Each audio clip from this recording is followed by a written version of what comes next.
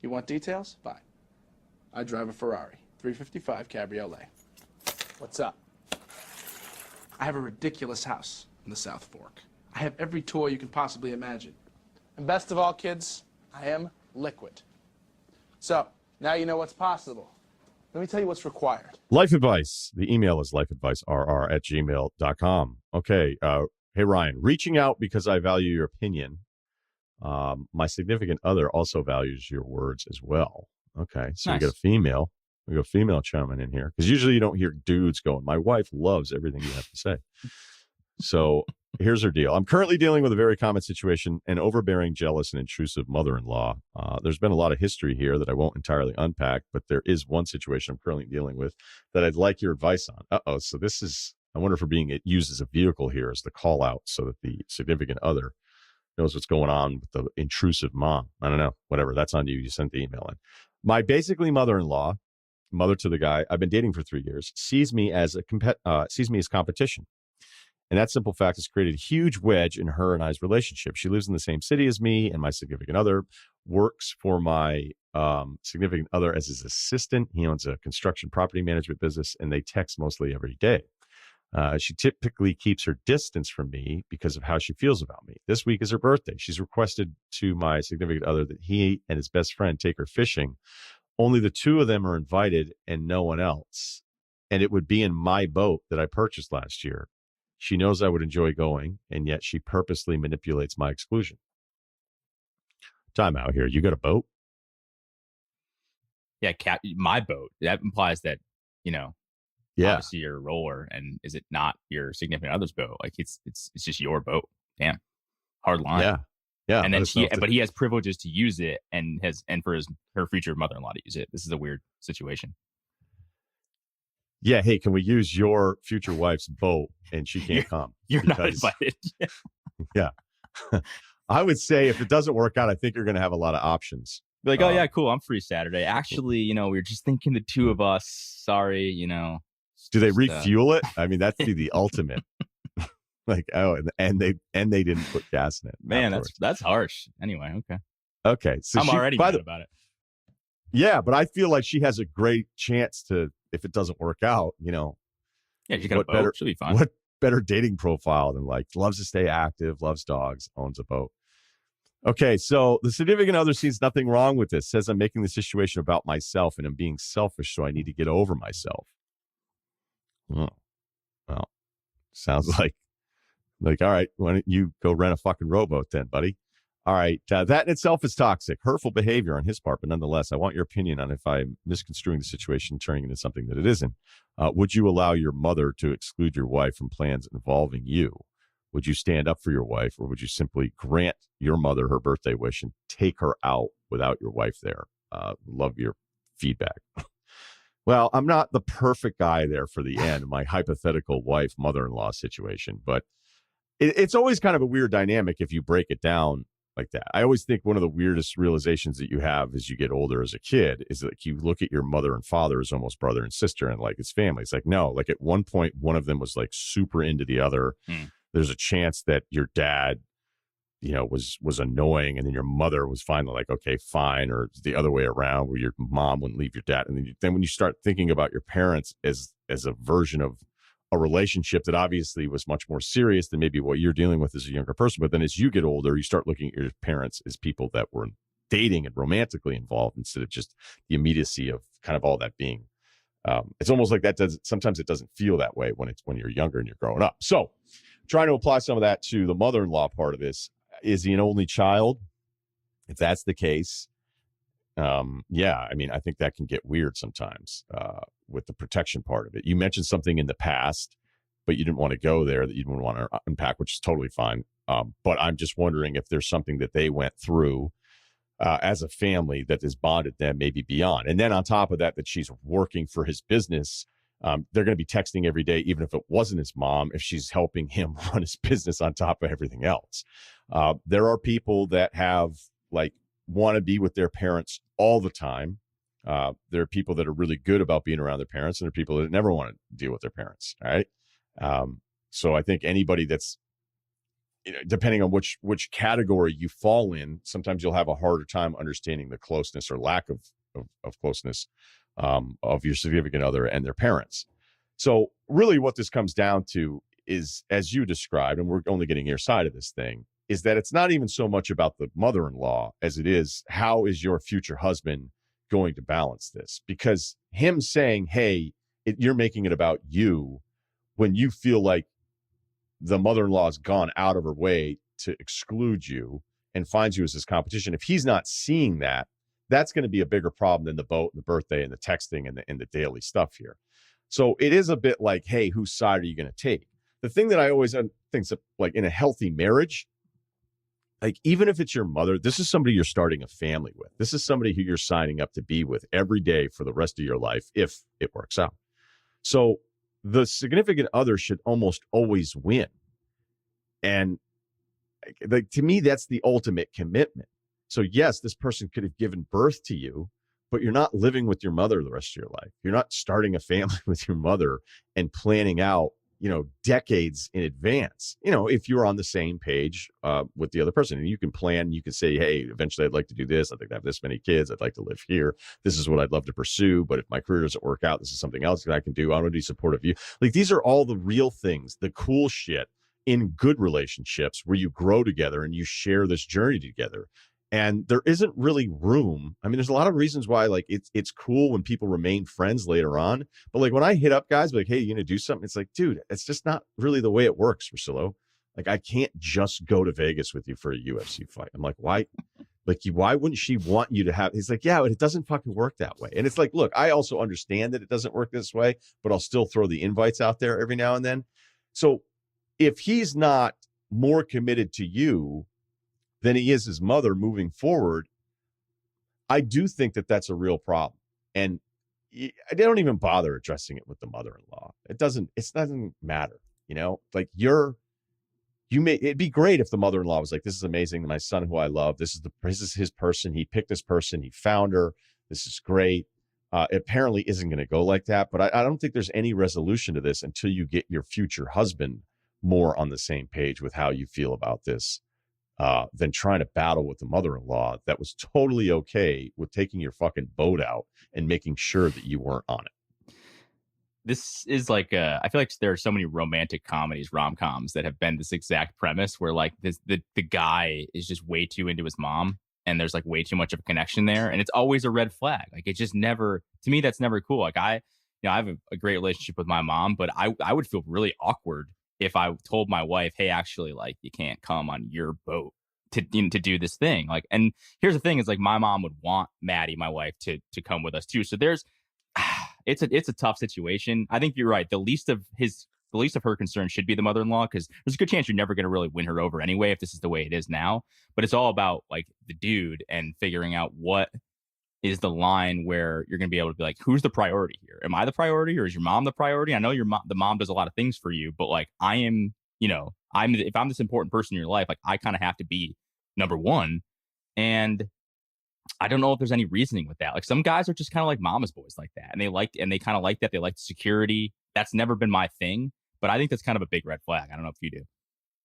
Yeah, then I'm the ultimate green flag. But here's maybe if the boat were an isolated incident, then, I mean, that's kind of what we're always asking here. Is this normal or is this a one-off? If the one-off was like, hey, I just want to fish with my son, maybe it's something we did when we were younger, and hey, the boat part of it is fucked, because it's like, oh, and by the way, we're using your fucking boat, which is, the boat owner's deal. It's like, wait, you're only like, I'm only worth this to you because I've got a 51-foot sloop out back, It's one thing if you like go out to dinner or a concert or whatever, something that isn't physically someone else's, and you're excluding them. And I don't think either of us are saying something absurd. Like, of course, there are going to be times where if you're very close with your mom and who like, hey, I'm just hanging out with my mom, or I'm just hanging out with my dad. Yeah, like, okay, this is fine. But it clearly is a pattern. It doesn't seem like the mother-in-law is into this person at all.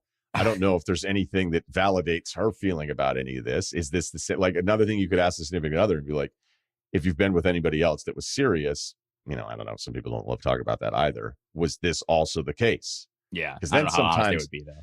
Yeah. Look, I don't know how honest it would be because what if he's like, yeah, actually, she loved Jessica. Oh, then yeah, then Right, right. Yeah, then you're getting an answer. You're like, oh, whatever. You're like, her boat was awesome. All But right. just think about it in other context. Like, imagine if she had like a lake house or something, and you're like, "Yeah, my mom and I are going to the lake house for the weekend." Like, you're not invited. Like, it's just insane. It's an insane move to me. And did she mention at all? Like, the dad in the situation, is he around? No, So didn't mention it. you kind of mentioned, like, was there some sort of thing that they went through? Maybe maybe there was some drama earlier, and they're really close because of that. And you kind of have to respect that. We don't know the full details of the situation, but at some point, like, you got to tell this dude he's got to become his own man. Like, if you want to marry me or be with me or whatever, or use my boat consistently, like, this isn't going to fly. Yeah. All right. Okay. Next one. Is this stealing? Hope you guys provide some insight in my situation. About 6 foot. All right. 190. Top power lifter in my high school. Nice. He attached a bunch of stuff. Nowadays, I just work out enough to maintain a 2-plate bench. Keep the love handles looking more like love knobs. All right. I've gotten a routine that probably should be considered sus. When purchasing tickets to NBA games, I peruse local ticket groups on Facebook until I find desperate game day sellers who will sell their tickets for dirt cheap. I scoop up these cheapies with the intention of just needing to get in the door. Once I arrive at the arena, I hop on the home team's official ticket selling page and look for seats that haven't sold that are way better than the ones I bought. Obviously, knowing if they are still showing for sale, there won't be anyone sitting there. I decide on where I want to sit. Given the options, I make my way to the entrance of that section. They're usually ushers present, but when mass amounts of people are flooding in just before tip-off, they can't check everyone's ticket, so it's easy to sneak on by, even if they even care in the first place. Once in that seat, it's game on. Let's be real, the game is seen completely different 10 rows from the court versus up in the corner nosebleeds. The problem, my girlfriend considers this stealing, whereas I just consider it a loophole or balling on a budget. Here comes the part where I try to justify these tactics. I pad the team's bottom line by paying premium for other things, apparel, concessions, parking, my attention, taxes for their arena. Also, dude, you've done some massive justification for this. Also, part of this behavior stems from being burned by buying full price tickets in the past, only to show up to find out that so-and-so player isn't playing for any number of bullshit reasons.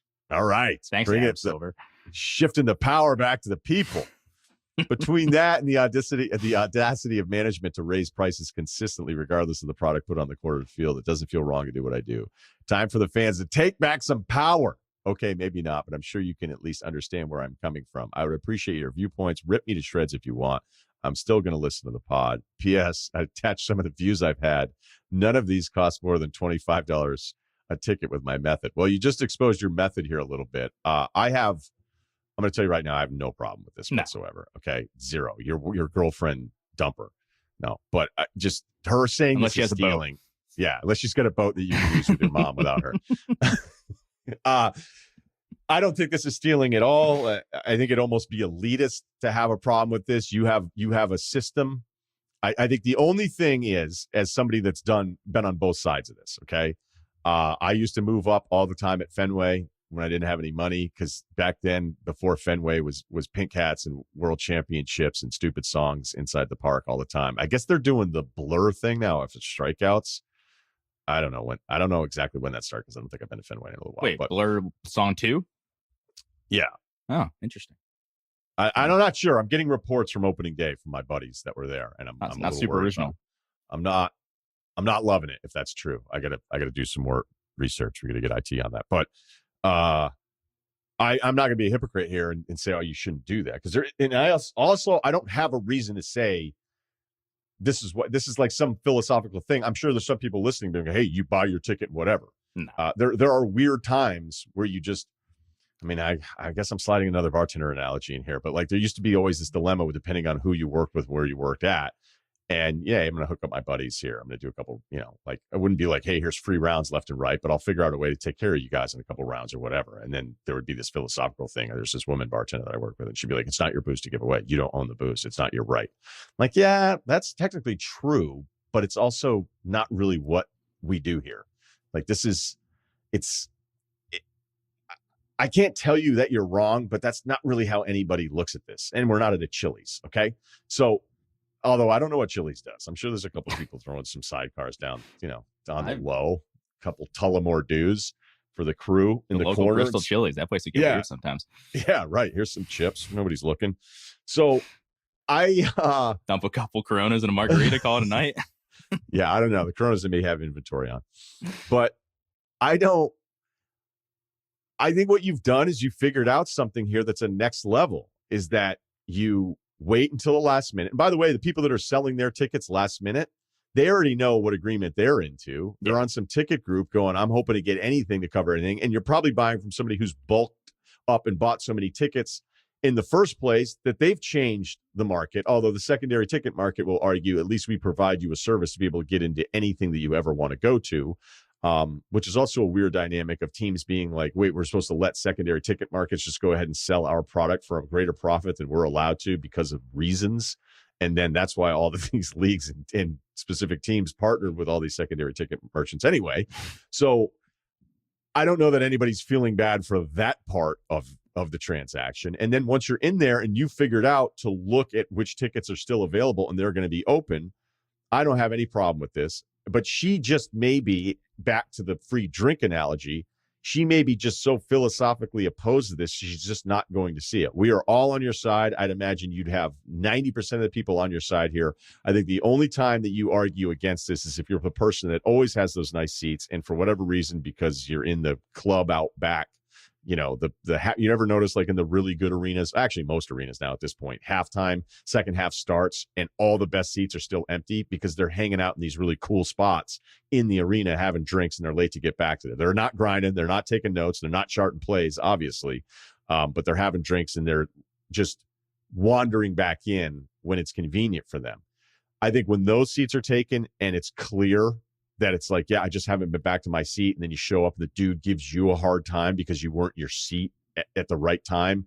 That's when you're like, hey, fuck off. Like, you didn't buy the seat. You don't get to just take it because I left and then I was late getting back to it. But that's not even close to what you're doing here. Cerruti. Is this not the definition of a victimless crime? Like, no one's hurt here. Those tickets weren't going to be sold. So it's not like you're scheming, you're scamming like the team. And honestly, like the team, if you're sitting in like the lower bowl, they should probably want that more filled if it's on TV to make it look like it's not empty. Like I don't think anyone is actually wronged here. So yeah, that's like the Yankee Stadium thing with those ridiculous Delta seats, and they're empty all the time because they're so expensive. And then you go, and I don't know if they change. I don't know if they changed that or not. I don't remember from watching the most exciting team in baseball, the Toronto Blue Jays, play at Yankee Stadium to start the season. But go ahead. I mean, I used to, this was probably 10 years ago now, but when I was in DC and they had just opened Nationals Park, I would buy, they'd sell a $5 ticket. It was nosebleeds.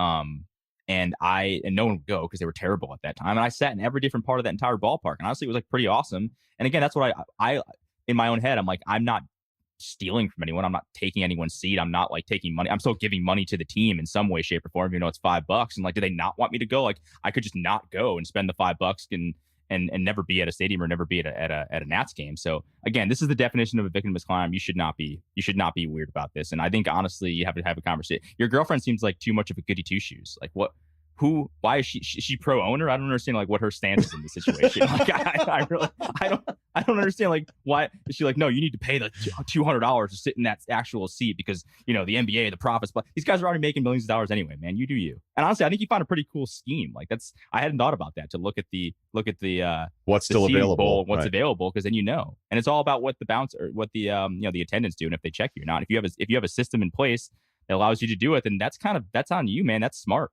I respect it. I'll take it one step further. When I was living in Boston and I would go to Fenway all the time, just because I was like, I'm just going to go to Fenway. I mean, it was a lifelong dream. I'm working in Boston. I'm on the air.